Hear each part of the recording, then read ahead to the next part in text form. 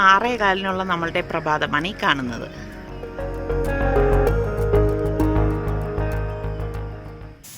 രാവിലെ ക്യൂട്ടൊന്നും അല്ല കേട്ടാ, കുറച്ച് ഇറച്ചി ഉണ്ടായിരുന്നു. അപ്പം അതൊന്ന് മിക്സ് ചെയ്തെടുത്തിട്ട് ഒന്ന് കീമ കണക്ക് ഉണ്ടാക്കിയെടുക്കാൻ. ചെറുക്കാക്ക് അങ്ങനെ ഇറച്ചിയുടെ ഒന്നും പ്രമോണമില്ല. പിന്നെ നമ്മളുടെ ദേശീയ ഭക്ഷണം ഗോതമ്പ് കൂട്ട്. സലു കിച്ചൻ കാണുന്നവർ വിചാരിക്കും ഇവിടെ എന്നും ഭയങ്കര വെറൈറ്റി ആണെന്ന്. സാധാരണ നമ്മുടെ വീട്ടിൽ എങ്ങനെയാണോ കഴിക്കണം അതൊക്കെ തന്നെ ഇവിടെയുള്ളത്. സത്യം പറഞ്ഞ പിള്ളേരൊക്കെ ഉണ്ടെങ്കിൽ ഉണ്ടാക്കാൻ ഭയങ്കര താല്പര്യമാണ് കേട്ടാ. നമ്മൾ മാത്രമാകുമ്പോൾ മാത്രം വലിയൊരു ഇൻട്രസ്റ്റ് ഒന്നുമില്ല. അല്ലെങ്കിൽ കഴിക്കണ ഭർത്താവായിരിക്കണം. നല്ല കഴിക്കണ ഭർത്താവാണെങ്കിൽ ഉണ്ടാക്കി കൊടുക്കാനും നമുക്കൊരു ഇൻട്രസ്റ്റ് വരും. എനിക്ക് ഭക്ഷണം എന്ന് പറഞ്ഞു കഴിഞ്ഞാൽ എനിക്കങ്ങനെ ബ്രേക്ക്ഫാസ്റ്റും ഡിന്നറും ഒന്നും ഒരു നിർബന്ധവും ഇല്ല. ഞാനങ്ങനെ അത് വേണമെങ്കിൽ സ്കിപ്പ് ചെയ്യും. പക്ഷെ ഇപ്പം നിസാറിക്ക് വഴക്ക് പറയണോണ്ട് അത് സ്കിപ്പ് ചെയ്യാറില്ല, കഴിക്കാറുണ്ട്. എന്തെങ്കിലും കുറച്ച് കഴിക്കും. പക്ഷെ ഞാൻ കഴിക്കണമെന്ന് വെച്ചാൽ ഉച്ചയ്ക്കുള്ള ലഞ്ചാണ്. എനിക്ക് ലഞ്ചിനോടാണ് പ്രിയം. അതും ഫിഷ് ഐറ്റംസാണ് എനിക്കിഷ്ടം. പിള്ളേരെ എടുത്തു കഴിഞ്ഞാലും അവർ ഈ പറഞ്ഞ മാതിരി മീനൊന്നും കഴിക്കാൻ വലിയ താല്പര്യമുള്ളവരല്ലേ. രാവിലെ കണ്ട കടലാസ് ചെടി ഞാൻ പരിപാലിപ്പിച്ചപ്പം അതിൻ്റെ മുള്ള് കയറി ഉടക്കി. മീറ്റൊക്കെ നമ്മളുടെ കയ്യിലുണ്ടെങ്കിൽ മിക്സ് ചെയ്തിട്ട് നമ്മൾ ഇതുപോലെ കുക്ക് ചെയ്യുകയാണെങ്കിൽ പെട്ടെന്ന് നമുക്ക് റെഡിയാക്കി എടുക്കാൻ പറ്റും. അപ്പോൾ ഇന്നിപ്പോൾ ഞാൻ എളുപ്പത്തിന് വേണ്ടിയിട്ടാണ് പുട്ട് തയ്യാറാക്കിയത്. പുട്ടെന്ന് പറയുമ്പോൾ ഞാൻ തേങ്ങയും എല്ലാം കൂടി ഒരുമിച്ചിട്ട് മിക്സ് ചെയ്തിട്ടാണ് മാവ് കോരി വെച്ചത് കേട്ടോ. ഇതൊക്കെ എൻ്റെ എളുപ്പത്തിന് ചെയ്യണത്. അപ്പം നമ്മളുടെ കീമ റെഡി ആയപ്പോഴേക്ക് കുറച്ച് മല്ലിയിലോടി ഇട്ടിട്ട് ഇതുപോലെ നന്നായിട്ട് ഇത് ഫ്രൈ ചെയ്തെടുക്കുകയാണ് ചെയ്യണത് കേട്ടോ. നല്ല ടേസ്റ്റാണ്. അപ്പം ഇതിൻ്റെ റെസിപ്പി നിങ്ങൾ വേണമെങ്കിൽ പറഞ്ഞാൽ മതി, ഞാൻ സലു സിമ്പിൾ റെസിപ്പീസിലേക്ക് പോസ്റ്റ് ചെയ്യാം. കാരണം ഇത് അത്ര സിമ്പിളാണ് ഉണ്ടാക്കിയെടുക്കാൻ, നല്ല ടേസ്റ്റുമാണ്. ഇത് എനിക്ക് തോന്നുന്നു നമ്മൾ പണ്ട് സൗദിയിൽ ആയിരുന്ന ആ ഒരു സമയത്ത് എപ്പോഴും അവിടെ നമുക്ക് ഈ അൽക്കബീറിന്റെ കീമയൊക്കെ വാങ്ങിക്കാൻ കിട്ടുമല്ലോ, അങ്ങനെ ഉണ്ടാക്കിയിരുന്നത്. പിന്നെ ഒരുപാട് വർഷത്തിന് ശേഷം ഇപ്പോഴാണ് ഞാനിപ്പം മിക്സ് ചെയ്തിട്ടൊക്കെ തയ്യാറാക്കിയത്. അപ്പോൾ പാല് നോക്കിയപ്പോൾ പാല് തീർന്നു പോയി. അപ്പം ഞാൻ വിചാരിച്ചു പിന്നെ ഇന്ന് തേയിലുള്ള ആക്കാം. അപ്പം നമുക്ക് രണ്ടുപേർക്കും ഉള്ളത് മതിയല്ലോ. അപ്പം ഇനിയിപ്പോൾ ഇതൊക്കെയാണ് ഒരു പാട്. പിള്ളേരുണ്ടെങ്കിൽ അവർ കടയിൽ പോയി പാലൊക്കെ വാങ്ങിച്ചുകൊണ്ട് വരും. അപ്പൊ ഇതാണ് നമ്മളുടെ ഇന്നത്തെ ബ്രേക്ക്ഫാസ്റ്റ് മെനു എന്ന് പറയുന്നത്. ഇപ്പൊ പിള്ളേരില്ലാത്തതുകൊണ്ട് സത്യം പറഞ്ഞാൽ ഭയങ്കര ഒരു മ്ലാനത കേട്ടാ, ഒരു ബഹളമൊന്നും ഇല്ലാത്തതുപോലെ ഒരു ഫീല്. നമ്മള് പോസ്റ്റിംഗിൽ ഇതിന്റെ റെസിപ്പി ഒന്നും വരുന്നില്ല, എല്ലാം മറ്റേ ദുബായും റെസിപ്പി വരണേ. സലു സിമ്പിൾ റെസിപ്പീസിൽ ഞാൻ റെസിപ്പിയൊക്കെ ഇട്ടിട്ടുണ്ട്. പക്ഷെ അധികം നിങ്ങൾ പലർക്കും എനിക്കൊന്നും അറിയത്തില്ല കേട്ടോ അങ്ങനെ ഒരു ചാനൽ ഉള്ളത്. അപ്പൊ നിങ്ങൾ നോക്കുക. അവർക്ക് സലു കിച്ചണിൽ ഇടുന്നതായിരിക്കും കൂടുതൽ ഇതായിരിക്കും. അല്ല, ഷോർട്ട് വീഡിയോസ് ഒക്കെ വേണം എന്നിങ്ങനെ കുറേ പേര് കമന്റ് ചെയ്തുകൊണ്ടാണ് അങ്ങനെ ഒരു ചാനൽ തന്നെ തുടങ്ങിയത്. എന്തായാലും ഞാൻ പിണ്ട് കമന്റ് ആയിട്ട് ഇടാം കേട്ടോ, നിങ്ങൾ നോക്കിക്കോ കേട്ടോ. കയറി നോക്കി ഇഷ്ടപ്പെട്ടാണെങ്കിൽ സബ്സ്ക്രൈബ് ചെയ്താൽ മതി. എന്നാലും നമ്മൾ ഉടൻ റെസിപ്പി വരും. ദുബായ് എപ്പിസോഡ് വരാൻ കാര്യം ഇത് ചൂടോടെ നിങ്ങളിൽ എത്തിക്കണമെന്നുള്ള ആഗ്രഹം കൊണ്ടാണ് അങ്ങനെ ചെയ്യുന്നത് അല്ലേ. ഇപ്പൊ അവര് പോയി ആ ഒരു കാഴ്ച ഇപ്പൊ ഞങ്ങൾ ഉൾപ്പെടെ അവരെ കണ്ടിട്ടില്ലല്ലോ ഈ എക്സ്പോയൊന്നും. അപ്പം അങ്ങനെയുള്ള ഒരു കാഴ്ച നമ്മള് പിന്നെ ഒട്ടും വൈകിക്കാതെ തന്നെ നിങ്ങളിലേക്ക് എത്തിക്കാന്ന് വിചാരിക്കുന്നോണ്ടാണ് ഈ നമ്മുടെ റെസിപ്പി ഒന്ന് ഇതായിപ്പോയത്. റെസിപ്പി വരും തിങ്കളാഴ്ച, നോക്കാം അടുത്ത ആഴ്ച ഏതായാലും ഇടും. റെസിപ്പി എന്തായാലും ഉണ്ടാവും. റെസിപ്പി ഇല്ലാത്ത സലു കിച്ചൺ. അതുപോലെ കുറെ പേര് കമന്റ്സിന് ചോദിച്ചിട്ടുണ്ടായിരുന്നു. എന്നിട്ട് പിള്ളേരെ നമ്മൾ അവിടെയുള്ള വീഡിയോ കണ്ടപ്പോഴാണ് മക്കൾക്കൊന്നും കല്യാണ പ്രായം ആയില്ലേ ഇങ്ങനെയാണ് ചോദിച്ചാൽ. മക്കൾക്ക് അല്ല, അതിന് ഒരാളിന് കല്യാണ പ്രായമായി. സൽമാന് 25 വയസ്സായപ്പോ തന്നെ സംസാരിക്കാൻ സൽമാനെ കെട്ടിക്കാനായിട്ടിരുന്നതാണ്. പെണ്ണാ കെട്ടിക്കാൻ, കല്യാണം കഴിപ്പിക്കായിരുന്നാണ്. അപ്പൊ അവൻ പറഞ്ഞില്ല അപ്പൊ ജോലി ആവട്ടെ, ജോലിയൊക്കെ ആയിട്ട് മതി എന്നൊക്കെ പറഞ്ഞിരുന്നു. ഇപ്പൊ ഇൻഷാല്ലാ ജോലിയൊക്കെ ആയല്ലോ, അന്വേഷിക്കുന്നുണ്ട്. അപ്പൊ ഏപ്രിൽ ലാസ്റ്റ് ഒക്കെ ആകുമ്പോഴേക്കല്ലേ വിശ്വസിക്കുന്നു. അപ്പൊ ഇൻഷാല്ലാ അങ്ങനെയൊക്കെ വിചാരിച്ചിരിക്കുന്നു, അന്വേഷിക്കുന്നുണ്ട്. അപ്പൊ അതന്നെ നിങ്ങളുടെ അറിവില് നല്ല കുടുംബക്കാരും കുട്ടികളൊക്കെ ഉണ്ടെങ്കിൽ തീർച്ചയായിട്ടും നമ്മളുടെ മെയിൽ ചെയ്താൽ മതി കേട്ടാ. salukitchen@gmail.com മെയിൽ ചെയ്താൽ മതി, കമന്റിൽ എഴുതണ്ട. അപ്പൊ അതൊക്കെ തന്നെയാണ് വിശേഷം. പിന്നെ കല്യാണമായ എന്തായാലും നമ്മൾ നിങ്ങളെ അറിയിക്കാതിരിക്കുമോ? തീർച്ചയായിട്ടും ഇൻഷാല്ലാ അതൊക്കെ അറിയിക്കും. അപ്പൊ അങ്ങനെ ചോദിച്ചുകൊണ്ടിരിക്കണ്ടെന്ന് അർത്ഥം അല്ലേ? കല്യാണ പ്രായമായ അറിയാം. കുറേ കമന്റ്സ് വന്നു കേട്ടോ, ഒരുപാട് കമന്റ്സ് വന്ന് നിങ്ങൾക്ക് നോക്കിയാൽ കാണാം ഈ ഒരു വീഡിയോയിൽ. അപ്പൊ അതുകൊണ്ടാണ് ഇങ്ങനെ ഒരു കാര്യം ഞാനിപ്പം നിങ്ങളുടെ അടുത്ത് പറഞ്ഞത്. പിന്നെ ദുബായിലൊക്കെ ഉള്ളവരാണെങ്കിൽ പരിഗണന ഉണ്ടല്ലേ? അടിപൊളിയാണ്, അടിപൊളിയായി. നമ്മൾ മറ്റേ ഇതൊന്നുമല്ലേ, കബാബും ഇതൊക്കെ ഒന്നുമില്ല, അതിന്റെ ഒരു ടേസ്റ്റ് ഒക്കെ വരുന്നുണ്ട്. അപ്പൊ ഞാൻ ഇങ്ങനെയൊക്കെയാണ് നുറുക്ക് വിദ്യകളൊക്കെ ചെയ്യും. എവിടെ?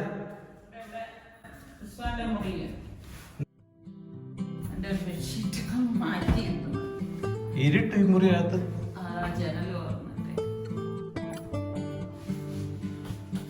എല്ലാം ഒതുക്കിയിട്ടിട്ട് തന്നെ പോയിരിക്കുന്നല്ലേ? എല്ലാം ഒതുക്കിയിട്ട്, പക്ഷെ ഇട്ട തുണികൾ ഇവിടെ ഇട്ടിട്ടുണ്ടായിരുന്നു. അതിപ്പം ഞാൻ ഇതെല്ലാം നനച്ചിട്ട് അതിന് കൊണ്ട് വിരിക്കണം. ഇടയ്ക്ക് തുറന്നു 2 ദിവസം ആയില്ലേ ഇത് കയറിയിട്ട് തന്നെ? നല്ല ആവിയല്ലേ, ചൂടടിച്ചിട്ടായിരിക്കും. നല്ല ചൂടായിരിക്കും.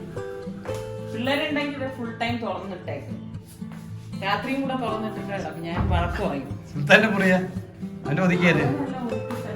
അവൻ എപ്പോഴും അല്ലെങ്കിൽ തന്നെ അവൻ ഒതുക്കിയിടുന്നവനാ.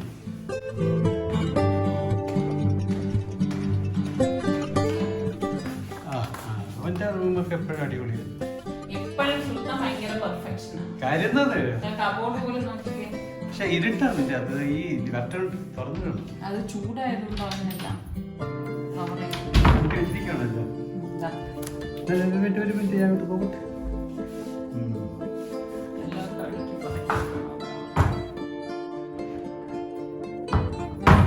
ജെല്ല് പറഞ്ഞത് അവന്റെ ഓഫീസാണ് 5-6 മാസമായിട്ടല്ലേ?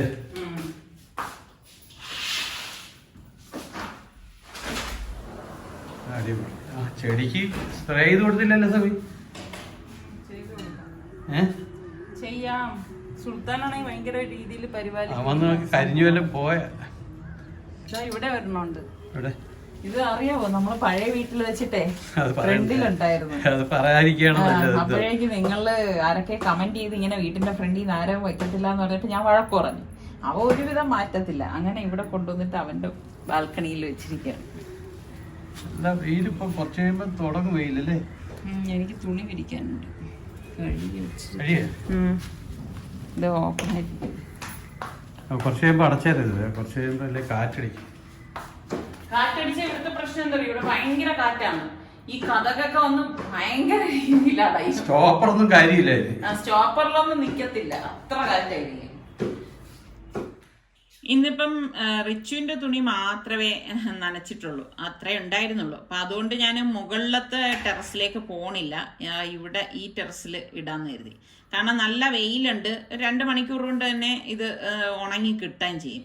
അതുപോലെ തന്നെ നമ്മളുടെ പിള്ളേർ പോയിട്ടുള്ള എക്സ്പോയുടെ വിശേഷങ്ങൾ അടങ്ങിയ വീഡിയോ ഇന്നലെ പോസ്റ്റ് ചെയ്തിട്ടുണ്ടായിരുന്നു കേട്ടോ. അതിൽ നിങ്ങൾ പലരും അത് കണ്ടിട്ടില്ല എന്ന് തോന്നുന്നു. അപ്പം ഒന്ന് കണ്ടു നോക്കണേ. അതിന്റെ ലിങ്ക് ഞാൻ പിൻഡ് കമന്റ് ആയിട്ട് കൊടുത്തേക്കാം കേട്ടോ. കണ്ടു നോക്കിയിട്ട് അഭിപ്രായം കൂടി പറയണം കേട്ടോ.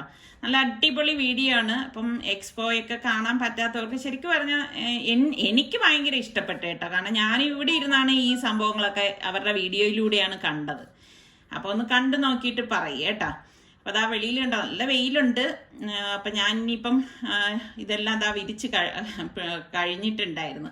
നിക്കാൻ പറ്റണില്ല കേട്ടോ. ശരിക്കും ചെരുപ്പിട്ടിട്ടുണ്ടെങ്കിലും കാലൊക്കെ ഇങ്ങനെ പൊള്ളാണ് ചൂടടിച്ചിട്ട്. ഇനി എനിക്ക് കുളിയൊക്കെ കഴിഞ്ഞിട്ട് വേണം കിച്ചണിലേക്ക് കയറാനായിട്ടുള്ളത്.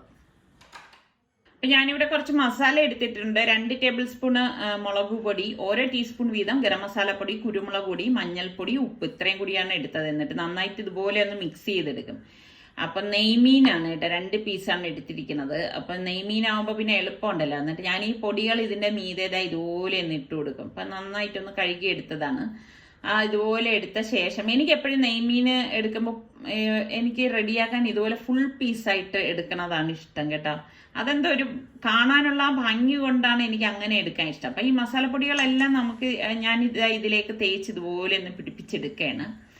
അപ്പൊ അതാ മസാലയെല്ലാം നല്ലതുപോലെ ഉള്ളിൽ വരത്തക്ക രീതിയിലൊന്നും തേച്ചിട്ട് ഒരു 10-12 മിനിറ്റ് നമുക്കിതൊന്ന് മാറ്റി വെക്കണം. എങ്കിൽ മാത്രമേ ആ മസാലയൊക്കെ കറക്റ്റായിട്ട് അതിൽ പിടിച്ചു വരത്തുള്ളൂ.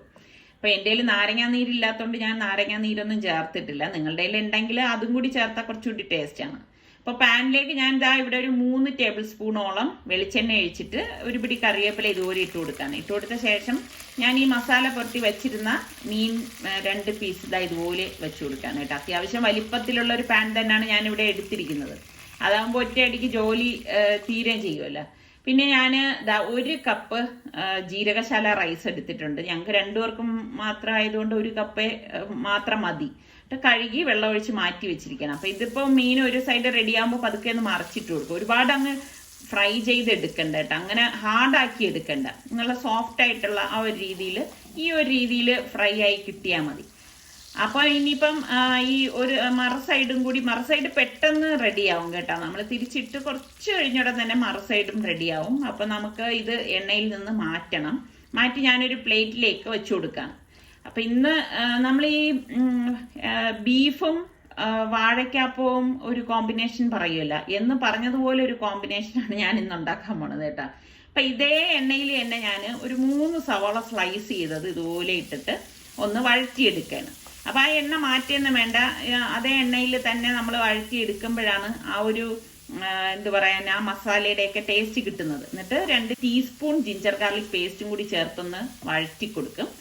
ഇനി ഞാനിവിടെ ഒരു 2 പച്ചമുളകും കുറച്ച് കറിവേപ്പിലയും കൂടി എടുത്തിട്ടുണ്ട്. അതും കൂടി ഇട്ടിട്ട് നല്ലതുപോലെ ഒന്ന് വഴറ്റിയെടുക്കാം. അപ്പം ഇതുപോലെ ഒന്ന് വഴണ്ട് വരണം. അത് വഴണ്ട് വരുമ്പോഴേക്കും ഞാൻ മറ്റൊരു പാനിലേക്ക് 2 ടേബിൾ സ്പൂണോളം നെയ്യ് ഒഴിച്ചു കൊടുത്തിട്ട് 1/2 ടീസ്പൂൺ പെരിഞ്ചീരകം, 2 പട്ട, 2 ഗ്രാമ്പു, ഒരു 3 ഏലക്ക ഇത്രയും കൂടി ഇതിലേക്ക് ഇട്ടിട്ടൊന്ന് വഴറ്റി കൊടുക്കുകയാണ്. ഇനി 2 പച്ചമുളകും ഒരു പകുതി സവാളയും കുറച്ച് കറിവേപ്പിലയും 1/2 ടീസ്പൂൺ ഇഞ്ചി വെളുത്തുള്ളി പേസ്റ്റും കൂടി ചേർത്തിട്ട് ഒന്ന് വഴറ്റി കൊടുക്കാം. സവാള ഇതുപോലെ സ്ലൈസ് ചെയ്ത് വേണം എടുക്കാൻ കേട്ടോ. എന്നിട്ട് ഇതിലേക്ക് ഞാനിപ്പം 1 കപ്പ് റൈസിന് 2 കപ്പ് വെള്ളമാണ് ഒഴിച്ചു കൊടുക്കുന്നത്. എന്നിട്ട് പാകത്തിനുള്ള ഉപ്പും കൂടി ഇട്ട് കൊടുക്കുകയാണ്. ഇട്ട് കൊടുത്ത ശേഷം നല്ലതുപോലെ ഒന്ന് ഇളക്കി കൊടുക്കാം. ഞാനിവിടെ ചൂടുവെള്ളമാണ് ഒഴിച്ചു കൊടുത്തിരിക്കുന്നത്. ഇനി ഇതിൽ കിടന്ന് ഈ വെള്ളം ഒന്ന് തിളയ്ക്കണം. ആ തിളയ്ക്കുന്ന സമയത്താണ് നമ്മൾ കഴുകി ഡ്രെയിൻ ചെയ്ത് വെച്ചിരിക്കുന്ന അരി ഇതിലേക്ക് ഇട്ട് കൊടുക്കുന്നത്. ഇത് ജീരകശാല കൈമ റൈസ് ഇല്ലേ, വളരെ കുഞ്ഞ് റൈസ്, ആ റൈസാണ് കേട്ടോ.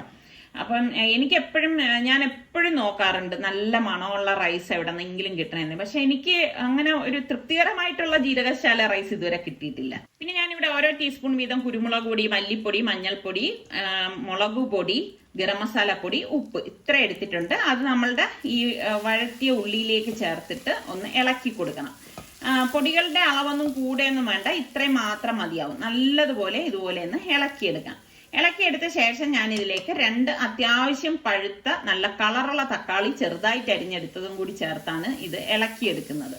അപ്പം നല്ല കളറുള്ള തക്കാളിയൊക്കെ ചേർത്തെടുക്കുകയാണെങ്കിൽ നമ്മളെ മസാലയ്ക്ക് നല്ല ഒരു കളർ കിട്ടും കേട്ടോ. അപ്പൊ ഇതുപോലെ ഒന്ന് ഇളക്കിയെടുത്ത ശേഷം ഞാൻ ഇതിലേക്ക് 2 ടേബിൾ സ്പൂൺ തൈര് ഇട്ട് കൊടുക്കുകയാണ്. നല്ല കട്ടിയുള്ള തൈരാണ് ചേർത്ത് കൊടുത്തിരിക്കുന്നത്. തൈരിന്റെ അളവ് കൂടണ്ട കേട്ടോ, ഇത്രയും മാത്രം മതിയാവും. ഇനി നിങ്ങളുടെ കയ്യിൽ തൈര് ഇല്ല എന്നുണ്ടെങ്കിൽ നാരങ്ങാ നീര് ചേർത്ത് കൊടുത്താലും മതി. പക്ഷെ തൈര് ചേർക്കണതാണ് കുറച്ചുകൂടി ടേസ്റ്റ് കേട്ടോ. അപ്പൊ ഞാൻ എൻ്റെ ഇടയിൽ നമ്മുടെ റൈസ് ഒന്ന് അടപ്പ് മാറ്റിയിട്ട് ഇതുപോലെ ഒന്ന് ഇളക്കി കൊടുക്കുകയാണ്. ഇതുപോലെ ഒന്ന് കണ്ട 2 പേർക്ക് ആയതുകൊണ്ടാണ് വളരെ കുറച്ച് ചോറേ ഉള്ളൂ. അപ്പൊ ഇളക്കി കൊടുത്ത ശേഷം വീണ്ടും ഇത് മൂടി വെച്ചൊന്ന് റെഡിയാക്കുകയാണ്. അപ്പൊ ഇത് പെട്ടെന്ന് റെഡിയായി കിട്ടുമല്ലോ. വീണ്ടും ഒരു 2-3 മിനിറ്റ് കഴിഞ്ഞപ്പോഴേക്കും ഞാൻ ലോ ഫ്ലെയിമിൽ വെച്ചാണ് ഇത് റെഡിയാക്കിയിരുന്നത് കേട്ടോ. അതാ നമ്മളുടെ നെയ്ച്ചോറ് ഇവിടെ റെഡി ആയിട്ടുണ്ട്. അപ്പൊ പലരും മുൻപ് ഞാൻ നെയ്ച്ചോറ് കാണിക്കുമ്പോൾ ചോദിച്ചിട്ടുണ്ടായിരുന്നു ഇഞ്ചി വെളുത്തുള്ളിയൊക്കെ ചേർക്കുമെന്ന്. നിങ്ങൾ ചേർത്തിട്ട് ഉണ്ടാക്കി നോക്കുക, നല്ല ടേസ്റ്റാണ്. അപ്പോൾ വാഴയില ഞാനൊന്ന് വാട്ടിയെടുക്കുകയാണ്, തിരിച്ച് മറിച്ചു വിട്ടിട്ട് ഒന്ന് വാട്ടിയെടുക്കും. അപ്പൊ എന്തെങ്കിലുമൊക്കെ വെറൈറ്റിയിൽ ഉണ്ടാക്കണതാണ് എനിക്കിഷ്ടം. അതിപ്പോ നമ്മൾ മാത്രമാണെങ്കിലും എനിക്ക് എന്തോ അങ്ങനെ ഈ വെറൈറ്റി ഉണ്ടാക്കിയെടുക്കാൻ ഭയങ്കര ഇഷ്ടമാണ് കേട്ടോ. അപ്പൊ വാഴയിലയൊക്കെ ഞാൻ വാട്ടി എടുത്തിട്ടുണ്ട്. അപ്പൊ ഈ വാഴയില ഞാൻ ഇങ്ങനെ എടുത്തിട്ട് അതിന്റെ സെന്ററിലേക്ക് കുറച്ച് മസാല, നമ്മൾ തയ്യാറാക്കിയ മസാല ഇതുപോലെ വെച്ചു കൊടുക്കും. വെച്ചു കൊടുത്ത ശേഷം നമ്മൾ ഈ ഫ്രൈ ചെയ്ത് വെച്ചിരിക്കുന്ന മീനുണ്ടല്ലോ, അതിലൊരു പീസ് മീൻ ഞാൻ ഇതുപോലെ അങ്ങ് വെച്ചു കൊടുക്കണം. വെച്ചു കൊടുത്തിട്ട് കുറച്ച് അരപ്പും കൂടി ഇതുപോലെ വെച്ചു കൊടുക്കണം. എന്നിട്ട് നമ്മളുടെ ബാക്കി ഉണ്ടാക്കിയിരിക്കുന്ന ആ മസാലക്കൂട്ടിൽ നിന്ന് കുറച്ചെടുത്തത് അതുപോലെ ഒന്ന് വീണ്ടും വെച്ചൊന്ന് ലെവൽ ചെയ്ത് കൊടുക്കാം. ലെവൽ ചെയ്ത് കൊടുത്ത ശേഷം ഞാനിവിടെ ഒരു ഭംഗിക്ക് വേണ്ടിയിട്ട് തക്കാളി ഒന്ന് സ്ലൈസ് ചെയ്തെടുത്തിട്ടുണ്ട്. അപ്പൊ ഇതങ്ങനെ ഒരു അളവും കണക്കും നിർബന്ധമൊന്നുമില്ല, നമുക്ക് വേണമെങ്കിൽ ചെയ്താൽ മതി. എന്നിട്ട് ഞാൻ ഇല ഇതുപോലെ ഒന്ന് പൊതിഞ്ഞെടുക്കുകയാണ് ചെയ്യണത്. അപ്പൊ ഈ വാഴയിലയിൽ നമ്മൾ ഇതുപോലെയൊക്കെ ഉണ്ടാക്കുമ്പോൾ നല്ല ടേസ്റ്റാണ്, പ്രത്യേകിച്ച് നല്ല മണമാണ്. നിങ്ങളിങ്ങനെയൊക്കെ ഉണ്ടാക്കുന്നവരുണ്ടാവുമല്ലോ. അപ്പൊ നിങ്ങൾക്ക് ഇത് ഇഷ്ടമുള്ളവരൊന്ന് കമന്റ് ചെയ്യണേ. അപ്പൊ നിങ്ങൾ ഇങ്ങനെ ചെയ്യാറുണ്ടോന്ന് കൂടി ഒന്ന് പറഞ്ഞാൽ മതി കേട്ടോ. അപ്പോൾ ഞാനിപ്പോൾ രണ്ടാമത്തെ വാഴയില എടുത്തിട്ട് നമ്മളുടെ രണ്ടാമത്തെ മീനും ഇതുപോലെ തന്നെ മസാല വെച്ചിട്ട് മീൻ വെച്ച് മീതെ തക്കാളിയൊക്കെ വെച്ചിട്ട് എടുത്ത് പൊതിഞ്ഞെടുത്തിട്ടുണ്ട്. തക്കാളി ദശക്കട്ടിയുള്ള തക്കാളി ആയിരിക്കും കുറച്ചുകൂടി നല്ലത് കേട്ടോ. അല്ലെങ്കിൽ എന്താ വെച്ചാൽ ഭയങ്കര ജ്യൂസി പോലെ ആവും നമ്മൾ ഇനി ഇത് റെഡിയാക്കുമ്പോൾ. പാൻ അടുപ്പത്തേക്ക് വെച്ചിട്ട് ഞാൻ 2 ടീസ്പൂൺ വെളിച്ചെണ്ണ ഒഴിച്ചിട്ട് ഈ ഓരോന്ന് വെച്ചിട്ടാണ് ഞാൻ ഇതുപോലെ ഒന്ന് റെഡിയാക്കണം. കാരണം എൻ്റെ ഈ പാനിൽ ഓരോന്ന് വെച്ചിട്ട് റെഡിയാക്കാനുള്ള സ്പേസേ ഉള്ളൂ. അപ്പൊ ഞാൻ ഒരു 5 മിനിറ്റ് ഇതുപോലെ ഒരു സൈഡ് വെച്ച് മറു സൈഡും ഒരു 5 മിനിറ്റ് വെച്ചിട്ടുണ്ടായിരുന്നു കേട്ടോ. എന്നിട്ട് നമുക്ക് മീഡിയം ഫ്ലെയിമിൽ വെച്ചിട്ടാണ് ഞാൻ റെഡിയാക്കി എടുത്തത്. ഇപ്പൊ ഞാൻ കഴിക്കാൻ പോവാണ്. അപ്പം കഴിക്കാൻ പോകുമ്പോഴേക്കും ഇതിപ്പോ തുറന്ന് കാണിച്ചു തരാം കേട്ടോ. എൻ്റെ തക്കാളി അത്ര അങ്ങ് വാടി ഉടഞ്ഞിട്ടൊന്നുമില്ല.